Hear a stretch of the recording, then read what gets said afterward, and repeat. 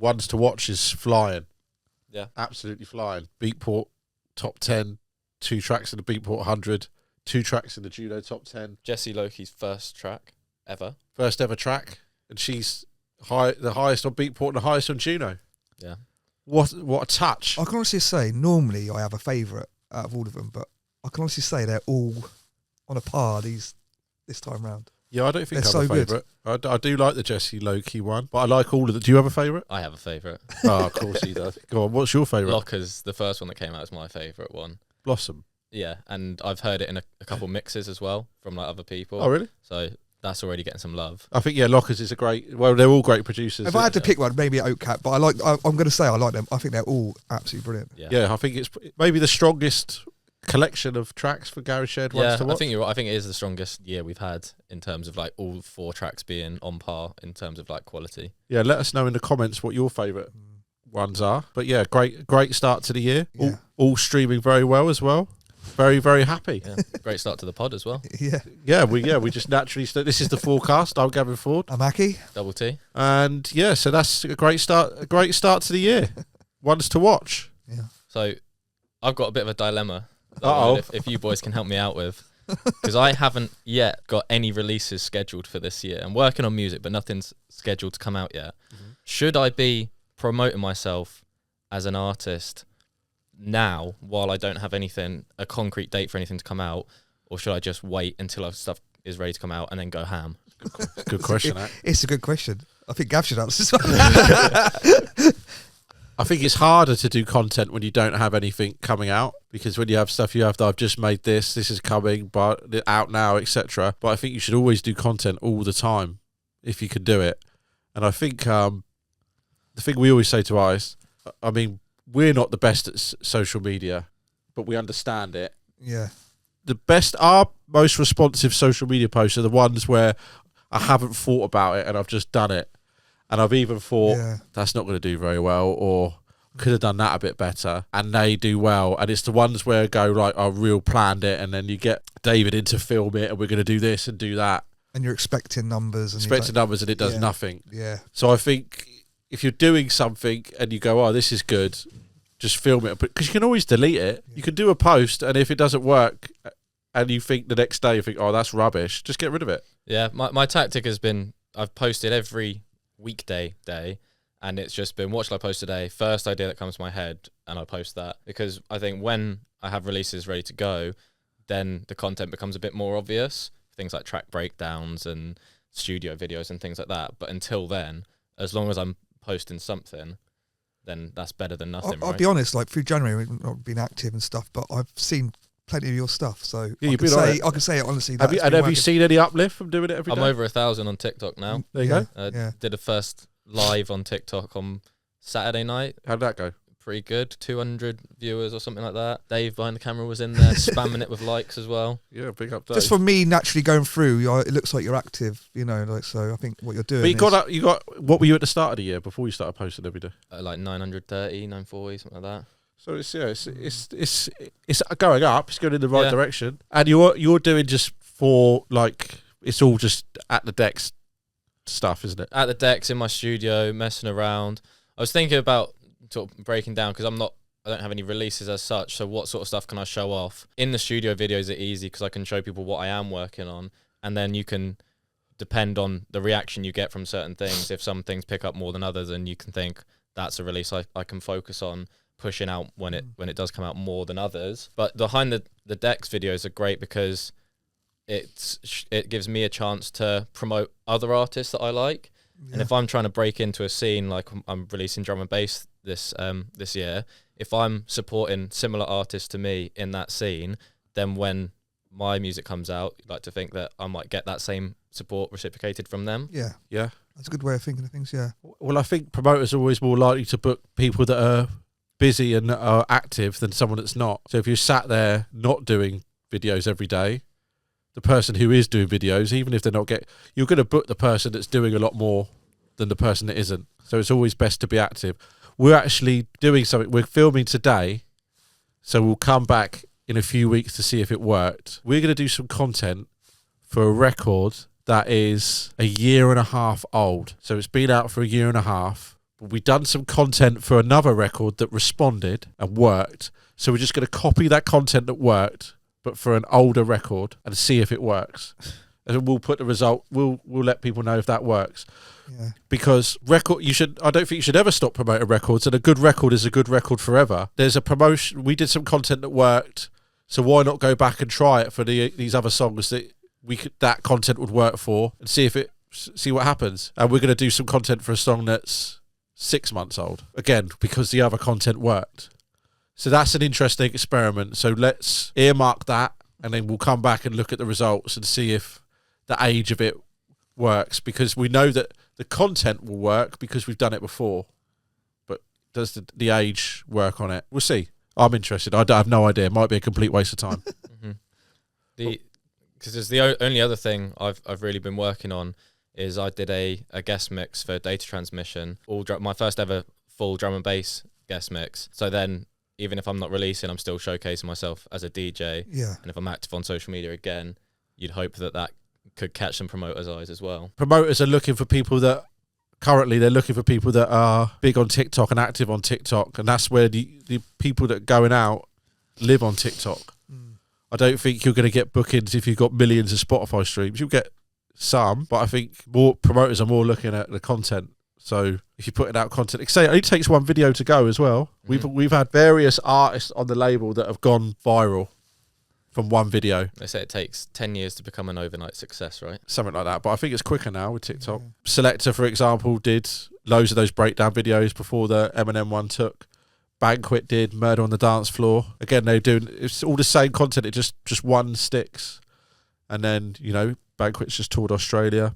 And that was, that bootleg kicked off the originals and stuff. So it only takes one video. So, but if you don't post, it's not going to happen. It's like buying a ticket to the lottery, isn't it? Yeah. So in short, should you promote yourself even when you're not actively releasing?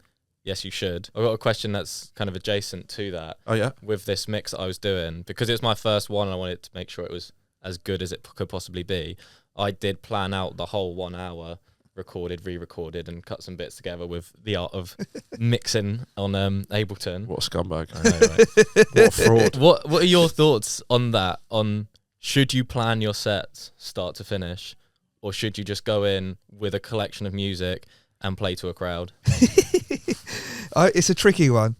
I would say there's certain times where you should plan your set. I think planning a mix for a radio show is fine. That's fine. Were you talking about sets live in a club or recording? I think recording is fine, and I think even playing live is fine. Especially both answers are probably fine. It's just the environment that you're in. Well, you could go with a pre-planned set full of heaters, but if the crowd's not taken to it, then you've got to change on the fly. Yeah. Well, I've seen a DJ, a very, very big DJ act, not a DJ, a producer DJ act. This is a long time ago, and they're doing a freshers ball, and obviously when you do I don't even know if freshers balls are still a thing anymore, but when you used to do them, obviously there's only certain big dance records that, the biggest dance records of that year at one time, and whoever was DJing before ended with these 3 records, and their first 3 records were the same 3 records in the same order, weirdly, and they didn't change it. So obviously it was planned. So it was just their start was the same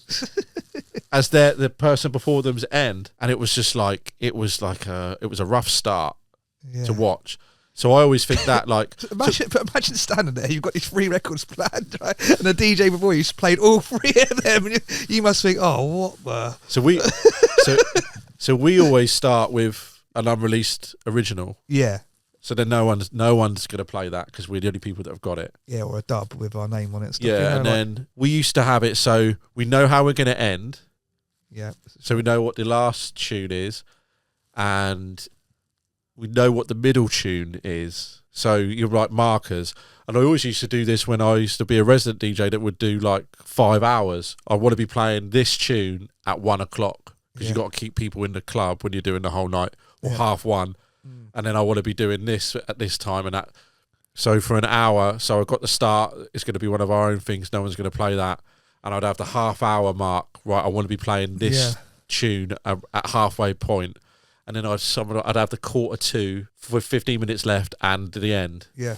15 minutes, because usually the 15 minutes is we're going to go up to drum and bass. Yeah. And when it'd be like, we're going to transition at that time, they're going to go up to BPM, and then that's going to be and then everything else in between. Because I think when you plan sets, and it's fine too, I say there is stuff that can go wrong, like people playing the records before, but it just takes a bit of fun out of it, and you're like, what have I got to play next? When's this? What's this? Where do I mix this? What do I do this? And that kind of takes the fun out of it, where it's like, oh wow, I forgot about this tune, or this tune will work with that. That's like a better feeling and a better buzz. I think you've got to be prepared to go a bit off course. If you've got something planned, you've got to be prepared maybe to go a bit off course. But you'll have like your mixes and stuff that work and planned, and then you can drop them in. I think that is how my approach has been live anyway, is that I know I've got a few blends here and there that I know work together between 2 or 3 songs. But going from there to there, you can sort of deviate to get to the. And also, there's certain events, you know what your crowd is. And like, we've played at events, we know what our crowd is. We're making this right now. And then there's events we've played where we played like an old school garage event, and we've had to go a bit off course of what we normally do. So you need to be prepared in those sort of scenarios. Yeah, and also like the last gig we did, the DJ before us was terrible when he played like every big garage and bass record. Yeah. We were meant to be headlining. Yeah. And the DJ before us just played every big record there was. It was in Salisbury. Can't remember the DJ's Double name. T, wasn't it? Oh, yeah. We were in the green room going... No, but like you...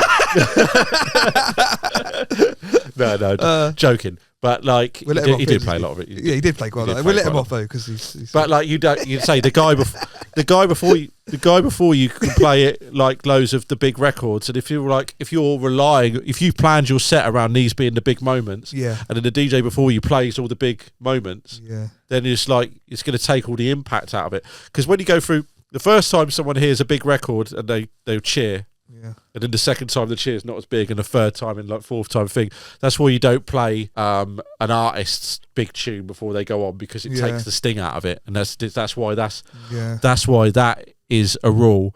That being said, again, years ago, a DJ, it's when garage was kind of at a low point. Yeah.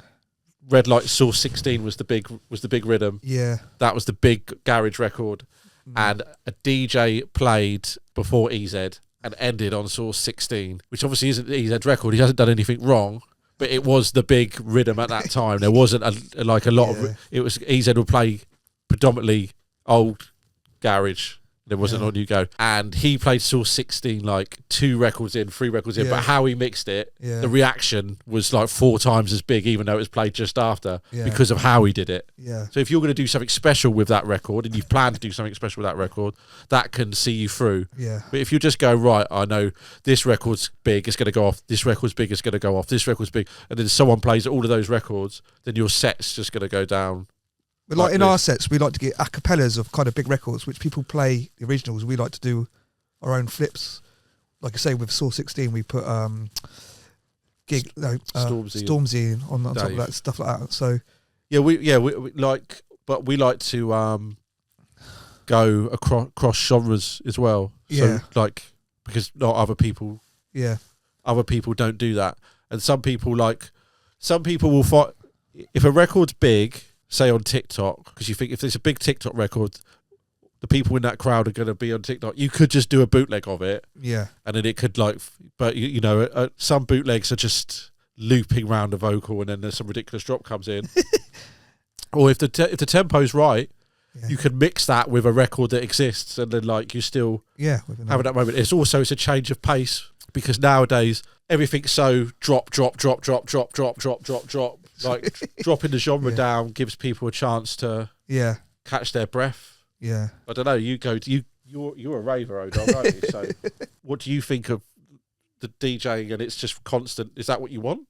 Well, what I really like from your sets is, and I prefer it for any DJ sets, is when they have a clear start and end to their set, because so many times if someone's just playing drum and bass 175 BPM and the next guy comes on and he blends in 175 BPM, you might miss that someone new has started. I like that you guys completely start fresh, have an intro, because it makes the performance start feel bigger, and you know that you're seeing someone new. You always say it's like you're taking people on a journey throughout the set. You've got a build them up, bring them back down, then build them up again.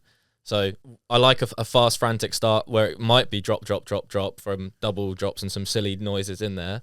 But I like the break moments as well, where you get to go back down to come back up. But we were taught, Mr. Jam told us, and Shy FX told Mr. Jam, that sometimes you have to reset the rave. Yeah. So if the guy before you is hammering out, like, whatever genre it is, and it's, like, relentless, you have to take it right back down. Because if you try and carry on, like, people have only got so much energy.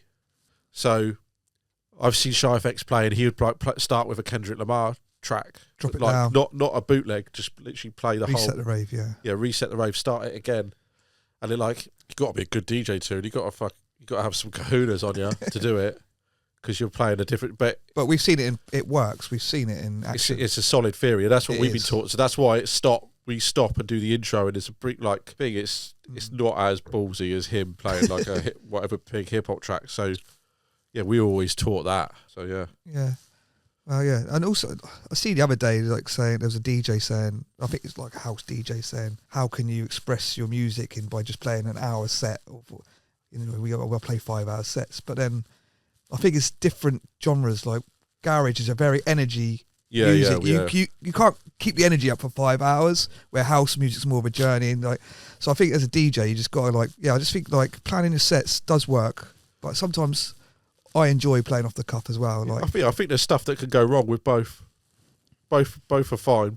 There's stuff that there's negatives to both. There's positives to both.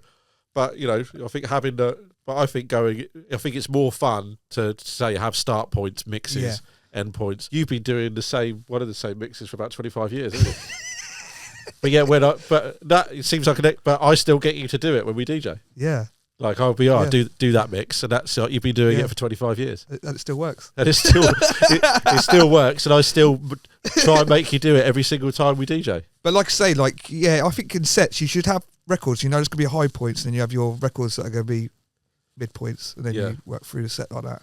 Because you can't keep the energy like that it's almost impossible. All right, so I know jump up's a bit different. Like it's constantly energy, but in garage and bass and stuff like that. Yeah, I saw some I've seen some jump up, and it was like it was relentless. It was relentless. I feel sometimes you need a bit of a rest. You do Well, I was at Warehouse Project in December, and just it went from, I can't remember the exact order, but there were people like Boo, there was Mosey, bass layers, which are all very like hard, energetic sets. And the set I remember most and enjoyed the most was Sub Focus's set, because he sort of it was a different sound, and he took you on more of a journey with that mix. There'll be big breakdowns and vocals and stuff. Yeah, and that's why I think one of our favourite DJs, Andy C, has always been amazing at incredible live, amazing at doing things like keeping the crowd intact to his sets. You know what I mean? So, but we might be. What do you like? Put in the comments. What do you like, mate? Like, say me. Do you play in your sets? Do you play off the cuff? Me and Aki are old. Yeah. So we might be wrong. We say Aki's been doing the same mix for 25 years. No, I mean, like if you're doing a festival, and it's quite important. I think you should plan it in a certain way. I think you got to plan moments. Yeah, you've got to be like, this moment's going to be, this is what people will remember this, and this is. I think back in the day, it would be your first tune and your last tune that you'd pick, because that's what people used to remember. And I also feel if you're producing stuff, I feel you should try and make your own intro and your own start. Do you know what I mean? Like, because then no one can do it. You don't have to worry about that. You never have to worry about the DJ playing what you're going to play. Yeah, because it does it's feel like no matter how big a tune is, the more people hear it, the more people go, I've heard this. Like the excitement's gone, but the first time you hear it. And also remember, like years ago, with Garage, we've been following Garage. The EZ, when he was about, he used to have his intros. He had like 5 or 6. A DJ EZ, and you knew straight away that's his sound. People used to cheer. That's what's coming, and people just go, man, like they know, like, do you know what I mean? So I feel like if you've got the power to, you should make your own intro to a set as well. So, bring back intros. We've got one, don't we? We use them, I guess. Yeah, we do. Yeah. F, the O, the O, the R. Right. Well, yeah, that's a podcast. So yeah, I feel like if you're not releasing, try and keep yourself active, isn't it? Maybe as a DJ or something on. Yeah, let's just keep yourself. Let us know in the comments about whether you plan sets or don't plan sets. Do you like drop after drop after drop, or do you want breakdowns? You want breaks? Let us know. We might be wrong. Yeah. But well, look. There you go.